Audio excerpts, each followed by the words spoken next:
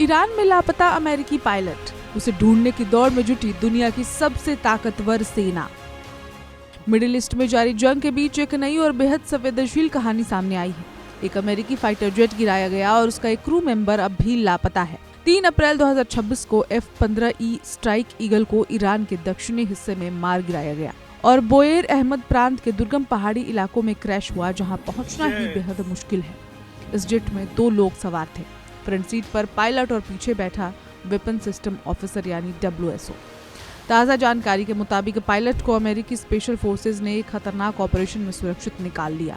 HH-60 pave hoc हेलीकॉप्टरों के जरिए किए गए इस रेस्क्यू मिशन के दौरान फायरिंग भी हुई, लेकिन टीम पायलट को सुरक्षित बाहर निकालने में कामयाब रही। लेकिन कहानी यहीं खत्म नहीं हुई।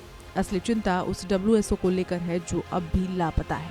उसकी पहचान, रैंक या यूनिट की कोई जानकारी सार्वजनिक नहीं की गई है। रेसिस्टेंस एंड एस्केप, जिसका मतलब है कि वो दुश्मन के इलाके में भी जिंदा रहने और बच निकलने की क्षमता रखता है।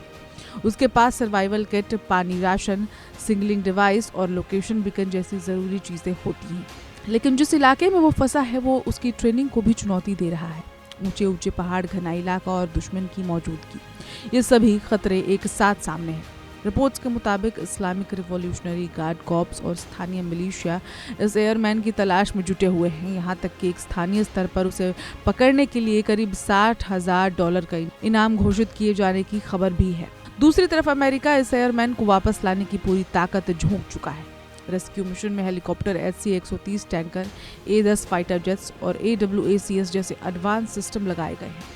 ऑपरेशन ज्यादातर रात में चलाया जा रहा है ताकि दुश्मन की नजरों से बचा जा सके। बताया जा रहा है कि इस मिशन को ध्यान में रखते हुए इजरायल ने भी अपने कुछ हमले टाल दिए हैं। वहीं डोनाल्ड ट्रंप को इस पूरे ऑपरेशन की लगातार जानकारी दी जा रही है। ये संघर्ष का एक अहम मोड़ है, क्योंकि पहली बार किसी अमेरिकी फाइटर जेट को ईरान की जमीन पर गिराया गया है। अब इस लापता WSO को सुरक्षित वापस लाना अमेरिका की सबसे बड़ी प्राथमिकता बन चुका है।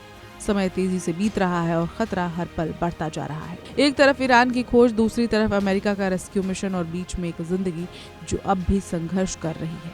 दुनिया की नजरें अब ईरान के उन्हीं पहाड़ों पर टिकी है जहां ये हाई स्टेक्स मिशन जारी है। इस खबर में इतना ही। अपडेट्स के लिए देखते रहें वन इंडिया हिंदी।